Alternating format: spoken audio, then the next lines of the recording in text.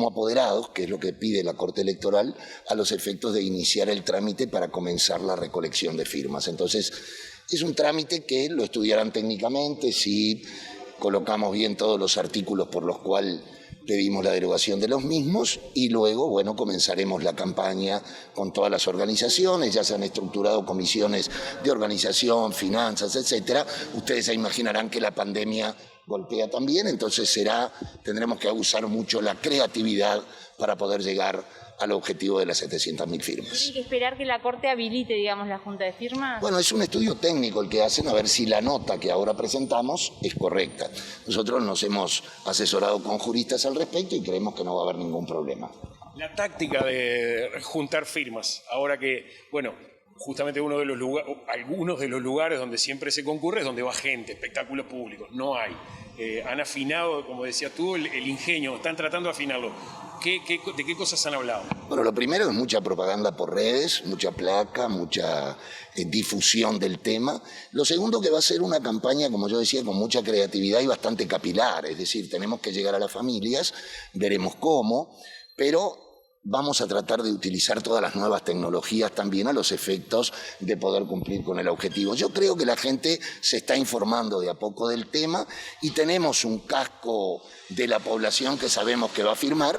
Obviamente la tarea es compleja, el desafío es mayor, pero yo siempre pongo acudir a la reserva moral y a la creatividad de nuestro pueblo, que se ha manifestado en más de una oportunidad. Por lo tanto, esta no va a ser ni la primera ni la última. Más allá de que son 133 los artículos que se pretenden anular, ¿van a hacer foco en algunos de ellos particularmente para convencer a la gente? Bueno, tomamos todos los capítulos fundamentales, ¿no? Seguridad, vivienda, derechos laborales, educación y obviamente cada una de el tema mujer, derechos.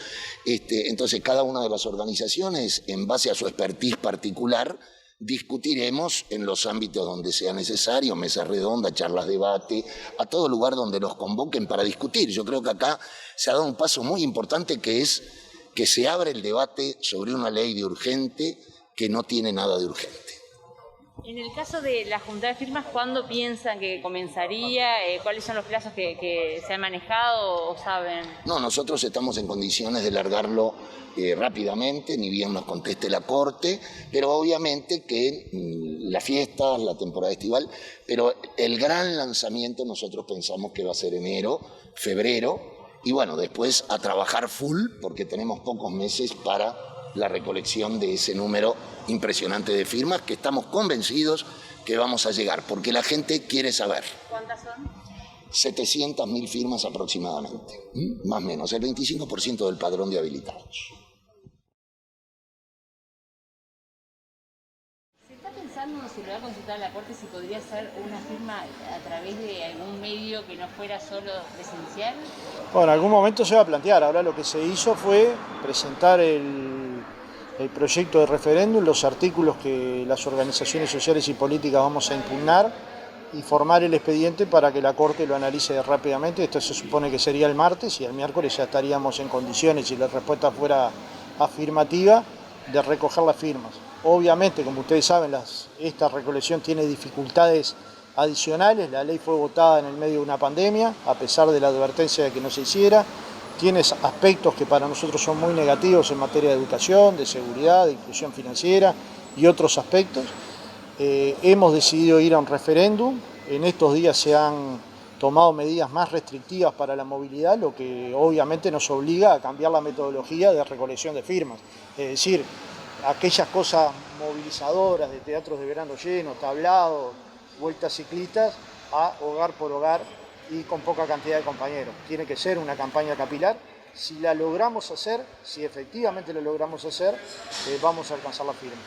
¿Pero sería una buena opción que fuera electrónica? Bueno, sería una buena opción que solo fuera la firma, como pasa en otras opciones, pero en estos referéndums necesita la huella. Ahora, es increíble que para un banco se puede utilizar una huella digital, pero para la Corte Electoral no. Yo creo que en algún momento hay que discutir cómo un organismo creado en el siglo XIX se adapta a los cambios que han sucedido en el mundo y en el mundo del trabajo, y en particular en estas circunstancias se habilita otro mecanismo que no sea el mecanismo de colocar la almohadilla. Pero por ahora no le vemos salida, vamos a salir a la búsqueda de esas almohadillas y al mismo tiempo cuidar que cada almohadilla sea para una familia de forma tal de que no sea la almohadilla el problema, ¿no? Otro tema, ¿cómo se analiza lo que hoy vota el Parlamento? Bueno, parto de la base que cualquiera de los uruguayos, cuando se limita una libertad, como mínimo se tendría que erizar, independientemente de que la Constitución lo permita. Yo he charlado con el ministro de Trabajo, con Álvaro Delgado, ellos, particularmente Delgado, me ha dicho que no tienen la intención de impedir ninguna movilización, pero lo cierto es que la ley limita y no deja claro quién es la autoridad que va a decidir si una aglomeración es peligrosa o no para la salud pública. Entonces, en principio, yo tengo una posición negativa porque soy muy defensor de la libertad y porque además, al principio de la pandemia, hubo un acuerdo entre Estado y sociedad de no movilidad muy cumplido. Y efectivamente se podría haber ido nuevamente a ese mecanismo de exhortar a la sociedad de que tuviera poca movilidad, de que no saliera más que a trabajar, y probablemente los uruguayos, como lo hicimos en marzo, abril, mayo y junio, lo volviéramos a hacer. El tema es que se optó por un camino más restrictivo, de restricción de la libertad. Y en el Uruguay defendemos la libertad independientemente del partido al que votemos. Entiendo que hay una situación sanitaria que nos exige tomar medidas, pero esas medidas tienen que ser respetando derechos. Desde mi punto de vista va a ser constitucional y legal, pero va a limitar la libertad. Entonces esto debería sopesarse para buscar una medida alternativa. Y por otro lado hay medidas que faltaron.